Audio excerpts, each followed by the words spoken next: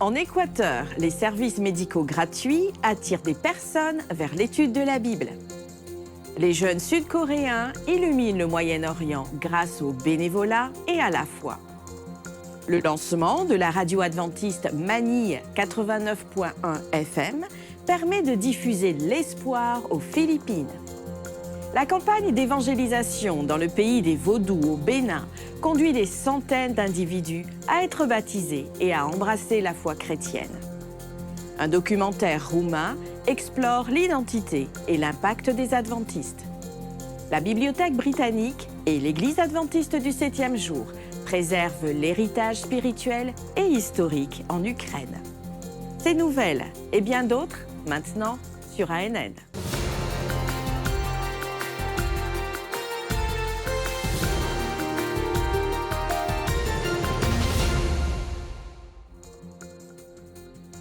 À Quito, en Équateur, l'Église adventiste du 7e jour et la clinique adventiste de Quito ont proposé des services médicaux gratuits à la communauté de Rumikucho.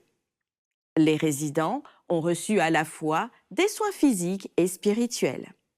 En conséquence de cet effort, 50 individus ont décidé d'étudier la Bible en explorant le thème de la confiance en Dieu. L'Église adventiste, ici à Rumikucho, a pour objectif d'atteindre la communauté comme Christ qui a tendu la main aux gens, en leur faisant du bien, en faisant preuve de sympathie, en répondant à leurs besoins et en les invitant ensuite à le suivre. C'est pourquoi ce dimanche, l'Église, à travers une équipe médicale spécialisée, a répondu aux besoins de la communauté. De nombreuses personnes ont été bénies grâce à cette équipe. Nous devons également considérer que nous ne pouvons pas, en raison de contraintes de temps et même d'argent, aller dans un centre médical et être traités. Ces campagnes sont une grande opportunité. Dans mon cas, j'ai reçu des lunettes qui me seront très utiles au travail et même à la maison. Donc, ils étaient très méticuleux et se concentraient sur les besoins de chaque personne. Pour ma part, je tiens à vous remercier de vous souvenir du quartier. J'apprécie l'attention gratuite que vous nous accordez, car elle est vraiment nécessaire ici, à cause de nos ressources limitées. Merci beaucoup. C'était très intéressant, bénéfique pour notre santé et pour atteindre plus de personnes avec la parole et le message de Dieu. Espérons que ceux qui ont assisté ont dans leur cœur le désir de s'approcher de Dieu, de le connaître. Les êtres humains seuls ne sont rien. Avoir Dieu dans nos cœurs et surtout agir comme il nous l'a enseigné quand il a envoyé son Fils unique, Jésus-Christ, pour prêcher la bonne nouvelle est le plus important. Je vous encourage à continuer et à vous rapprocher de Dieu. Il est infini et peut nous aider dans de nombreux domaines. Poursuivez ce travail social et continuez d'avancer. Honnêtement, c'est une très belle initiative car de cette manière, en tant que professionnels et communauté, nous pouvons collaborer et aider la communauté, non seulement dans le cadre de notre profession, mais la communauté peut aussi découvrir l'église de Rumikucho. En soins dentaires, nous avons pris en charge plus de 30 patients. Nous avons pu prendre soin d'eux. Ils étaient satisfaits et c'est ce qui nous importait. Le message que j'ai pour la communauté de Rumikucho est de venir. Ici, vous trouverez non seulement quelque chose de spécial en termes de santé, non seulement physique, mais aussi spirituel.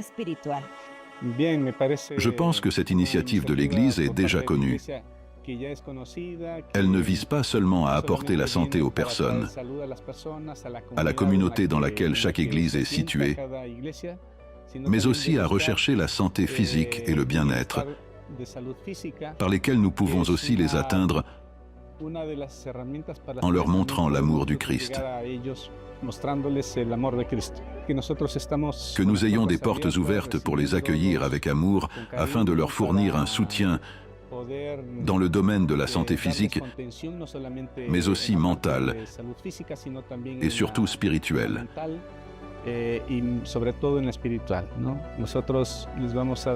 Nous allons leur donner le meilleur remède qui est de connaître le Christ. Ça a été une activité très importante et surtout, ça nous aide à mettre en pratique notre mission de servir et d'aider ceux qui nous entourent. Dans l'église de Rumicucho, dans la région, beaucoup de gens ne connaissent pas les adventistes. Cette activité ouvre les portes de l'Église et permet d'exprimer notre affection et notre amour pour Dieu et la communauté. Nous sommes une Église chaleureuse, une Église qui encourage à avoir une bonne santé et nous sommes prêts à apporter un peu de soulagement aux personnes malades ou ayant des besoins liés à leur santé. Les médecins qui nous ont soutenus, qui sont des médecins bénévoles, ont apporté leur soutien en médecine générale, en pédiatrie, en ophtalmologie, en dentisterie. Il y avait aussi un physiothérapeute qui soulageait la douleur de nombreuses personnes de la région. Notre grande mission maintenant est de montrer l'amour de Dieu à ceux qui nous entourent.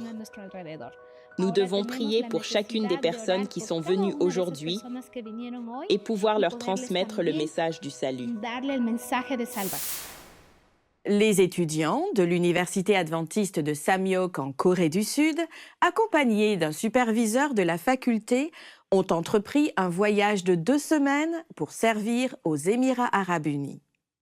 En collaborant avec les universités locales, ils ont préparé des kimbap et organisé des spectacles culturels impactant plus de 500 individus.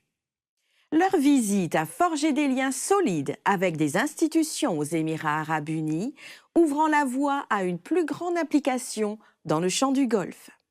De plus, ils ont planifié des services de culte dans 2 églises adventistes du 7e jour et renforcé les liens communautaires. Le champ du Golfe, faisant partie de la région du Moyen-Orient et Afrique du Nord, MENAOUM, englobe les Émirats arabes unis, Bahreïn, le Koweït et 4 autres pays du Golfe au sein de la fenêtre 10-40. Cette région abrite 60% de la population mondiale où de nombreuses personnes sont peu exposées au message de l'Évangile. L'Église adventiste du 7e jour en Roumanie a publié un documentaire intitulé « Qui sont les adventistes ?», qui explore l'histoire et les contributions de l'adventisme en Roumanie. Le film, d'une durée de 93 minutes, se penche sur le rôle des adventistes dans la société roumaine en mettant l'accent sur leur impact sur la santé, l'éducation et les réseaux d'assistance sociale. Le documentaire vise à dissiper les idées fausses courantes sur les adventistes en explorant leur spiritualité et leurs pratiques. Il présente des entrevues avec diverses personnalités telles que des fonctionnaires gouvernementaux, des dirigeants religieux, des historiens et des influenceurs, offrant des perspectives diverses. La vidéo met en avant les lieux de culte adventistes à travers le pays et met en lumière plus d'1 millier de croyants, y compris des familles avec plusieurs générations d'adventistes.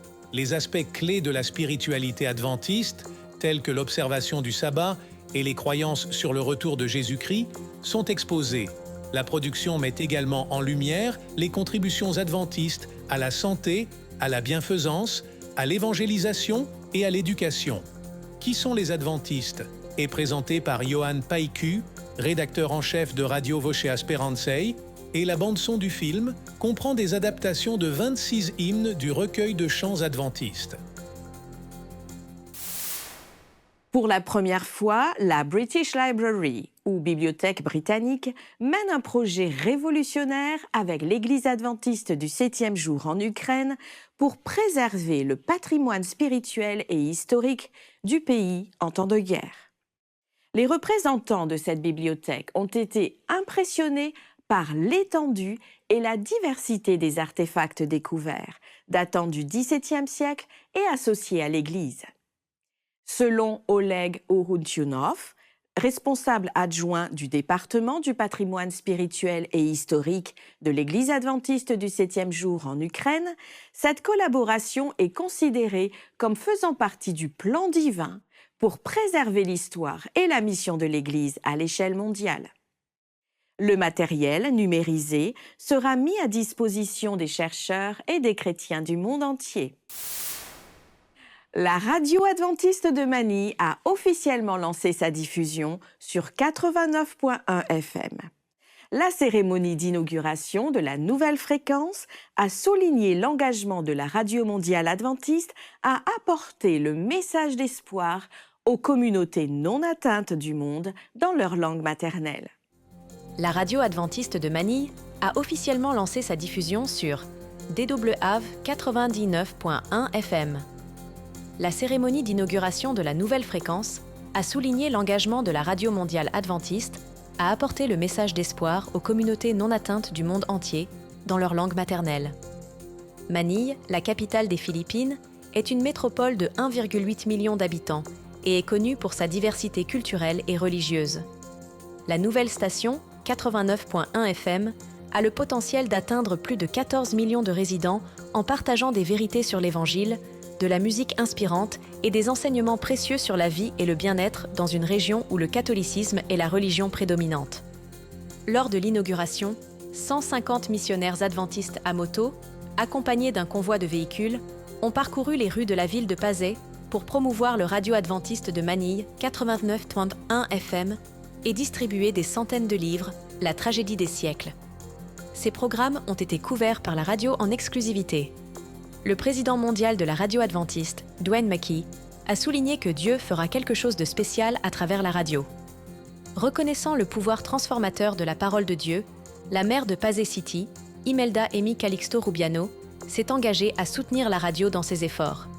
La radio adventiste de Manille, 99.1 FM, s'engage dans la mission de transmettre la vérité, transformer des vies, visant à inspirer et éduquer les auditeurs en les guidant vers une vie fructueuse et significative avec Jésus. Dans l'épisode d'aujourd'hui de Un message spécial de Pasteur Ted Wilson, le président de la Conférence générale des Adventistes du 7e jour se plonge dans le chapitre 17 de la tragédie des siècles, intitulé « Les précurseurs du matin ». Dans ce chapitre, Ellen White, l'autrice, partage les signes qui se produiront sur la terre avant le second avènement du Christ. Ces catastrophes naturelles et ces événements étranges sont documentés tout au long de l'histoire.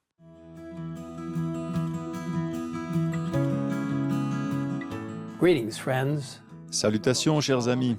L'une des vérités les plus solennelles et pourtant les plus merveilleuses révélées dans la Bible est celle du retour du Christ. Pendant des siècles, les hommes ont attendu avec impatience le jour glorieux où Jésus viendra nous chercher pour vivre avec lui pour toujours. Depuis qu'Adam et Ève ont dû quitter leur maison dans le jardin d'Éden, les enfants de la foi ont attendu la venue du Messie pour briser le pouvoir du destructeur et les amener dans le paradis perdu. Les Écritures relatent cette espérance bénie dès les premiers jours de l'histoire de la terre. Le prophète Enoch, qui n'était que la 7e génération depuis Adam, a déclaré « Voici que le Seigneur est venu avec ses saintes troupes pour exercer un jugement contre tous. » Le patriarche Job s'est exclamé « Je sais que celui qui me rachète est vivant et qu'il se lèvera le dernier sur la terre. En personne, je contemplerai Dieu. C'est lui que je contemplerai et il me sera favorable. Mes yeux le verront au plus profond de moi. Je n'en peux plus d'attendre. » Tout au long de la Bible, les poètes et les prophètes ont proclamé la venue de ce grand jour qui a été l'espérance des vrais disciples de Dieu à travers les âges. La promesse d'un retour de Jésus à ses disciples, faite par l'intermédiaire des anges messagers, les a remplis d'espérance. Ce Jésus qui a été enlevé au ciel du milieu de vous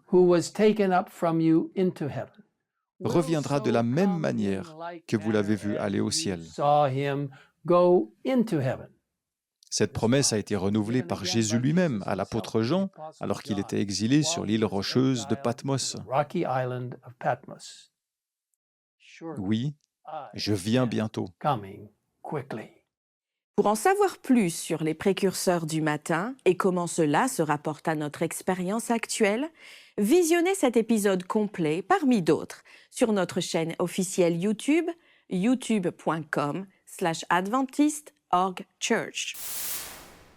Dans un élan spirituel sans précédent, dans le centre des Philippines, plus de 3200 personnes ont été baptisées, marquant le succès d'une campagne d'évangélisation simultanée organisée par l'Église adventiste du 7e jour.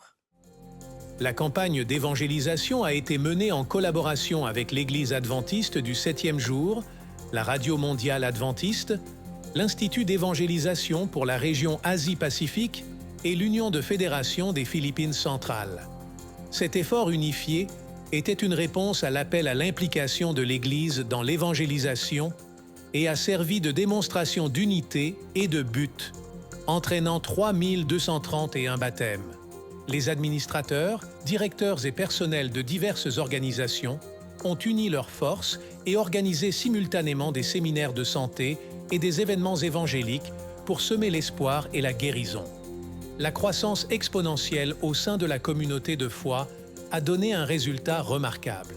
Le pasteur Eliezer Barlisso, président de l'Union de fédération, a souligné l'importance de sauver des âmes pour le royaume de Dieu, de favoriser des relations plus étroites entre les membres et de promouvoir l'implication totale des membres dans la mission de l'Église. Le pasteur Fernando Narciso, directeur de l'Institut, a souligné le dévouement et l'engagement envers l'évangélisation en rappelant que ce travail est le plus important que quiconque puisse entreprendre. La gratitude a été exprimée à tous les participants avec des remerciements spéciaux à la Radio mondiale adventiste pour leur soutien indéfectible et leur engagement envers les histoires de transformation et de croissance spirituelle. L'impact de la campagne d'évangélisation invite à la réflexion. Nous encourageons tous à considérer la manière dont nous pouvons contribuer à partager le message d'espoir et de salut. Cotonou, connue comme la terre du vaudou et la plus grande ville du Bénin, en Afrique de l'Ouest, a été le théâtre d'une campagne d'évangélisation transformative. Plus de 200 personnes ont quitté la religion traditionnelle liée au monde des esprits et ont été baptisées dans l'Église adventiste du 7e jour. Sous le thème « Espoir pour un monde troublé », la campagne d'évangélisation a été dirigée par le pasteur Hensley Mouroven, secrétaire adjoint de la Conférence générale des Adventistes du 7e jour. Dans le quartier de Évier à Kossavier, connu de façon célèbre pour être un bastion du vaudou, l'évangile du Christ a été mis au défi par la religion traditionnelle africaine, qui implique le culte des esprits et la réalisation de rituels. Au final, 238 personnes ont été arrachées des ténèbres pour venir à la lumière de Jésus. Lors de la cérémonie de baptême, des esprits hostiles ont tenté d'empêcher le rite sacré symbolisant l'acceptation de Jésus-Christ comme Seigneur et Sauveur, mais ils ont été vaincus par la foi et les prières, témoignant de la lutte constante entre le bien et le mal. 4 femmes ont fait face à des forces spirituelles malveillantes, mais elles ont été libérées de l'esclavage spirituel par la puissance de Jésus. Par ailleurs, les candidats ont tous enduré une chaleur intense. Avec des paroles inspirées par l'évangile de Jean, le pasteur Mouroven a assuré aux nouveaux convertis la vie abondante en Jésus, qui promet de répondre à tous les besoins. Son message a résonné avec l'espoir et la foi dans la parole de Dieu, la Bible. Jésus est capable de répondre à votre besoin social. Même si les autres vous rejettent, Jésus va pas vous rejeter. La campagne a été renforcée par la présence de divers orateurs et la destruction d'objets vaudous, marquant ainsi la renonciation aux pratiques passées par de nouveaux convertis. Le pasteur Josu Simon, président de l'Église adventiste du 7e jour dans le Sahel oriental, a souligné l'importance de l'événement, notant que Évier est un centre mondial du vaudou, attirant des adeptes du monde entier à la recherche de pouvoir. Selon lui, c'est une localité profondément crainte et ancrée dans les rites et pratiques vaudous. En plus des baptêmes au Bénin, la ferveur spirituelle s'est propagée à de petits groupes en Côte d'Ivoire, au Burkina Faso, au Niger et au Togo, entraînant un total de 405 baptêmes. L'impact de la mission a été renforcé par un don de 3 500 $ de la Conférence générale pour la construction d'une nouvelle église à Évier, prévue pour être inaugurée dans 6 mois. Cette édification marque un moment historique de renaissance spirituelle au cœur d'une terre vaudou. Advent Health Apopka en Floride, aux États-Unis, ouvre un nouvel étage pour mieux servir la population croissante du comté d'Orange. L'expansion portera le nombre de lits de l'hôpital à 158, répondant à la demande croissante des soins spécialisés. Le 5e étage, maintenant rénové, comprend 38 lits pour patients hospitalisés, dont des lits de soins progressifs cardiovasculaires et 4 baies de dialyse.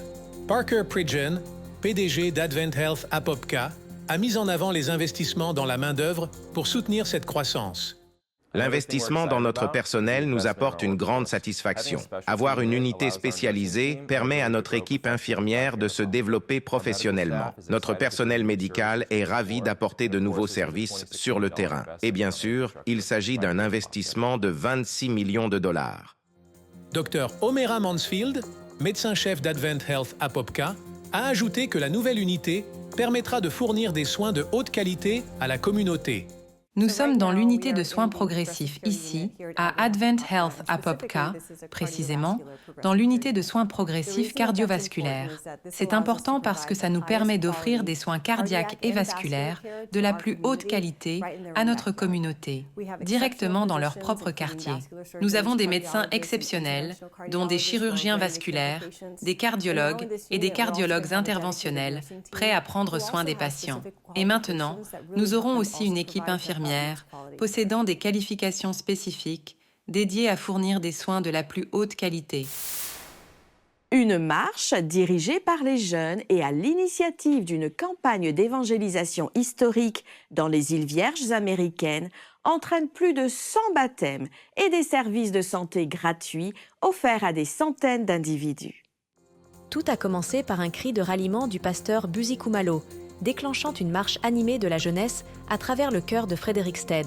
La procession vibrante, menée par les explorateurs et les aventuriers, a non seulement mis en exergue le dynamisme des jeunes, mais a également incarné une mission visant à impliquer chaque enfant dans des activités significatives. Cet appel à l'action a profondément résonné alors que l'île de Sainte-Croix est devenue le théâtre d'une campagne d'évangélisation historique. Impact 24, votre voyage vers la joie.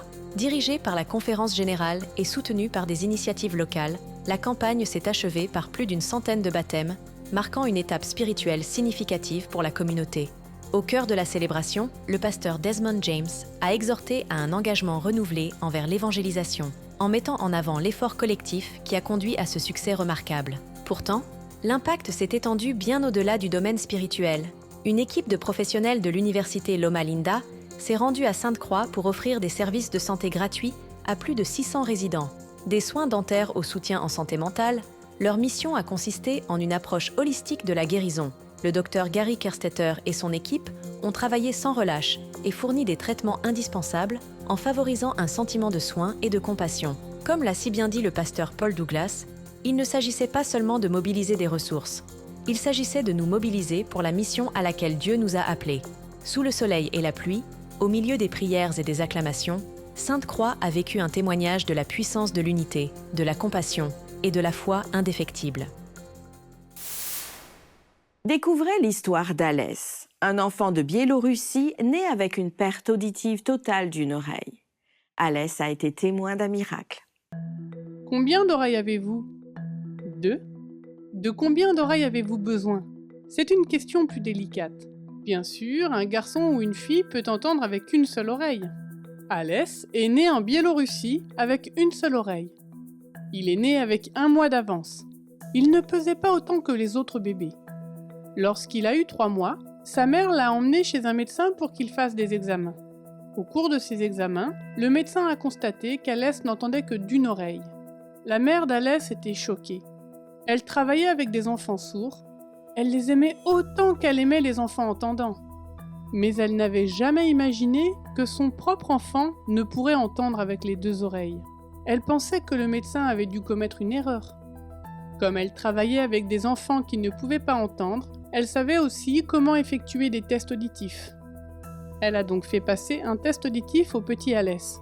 Les tests ont montré qu'Alès ne pouvait vraiment pas entendre des 2 oreilles. Mais la mère d'Alès ne voulait toujours pas y croire. Elle l'a emmené dans un hôpital spécialisé pour les enfants souffrant de troubles de l'audition. Le médecin a effectué ses propres tests. La mère d'Alès a regardé les tests sur un écran. Elle a vu l'intérieur des oreilles d'Alès. Une oreille semblait normale, mais l'autre ne l'était pas. Voyant que rien ne pouvait être fait pour l'aider, elle se mit à pleurer.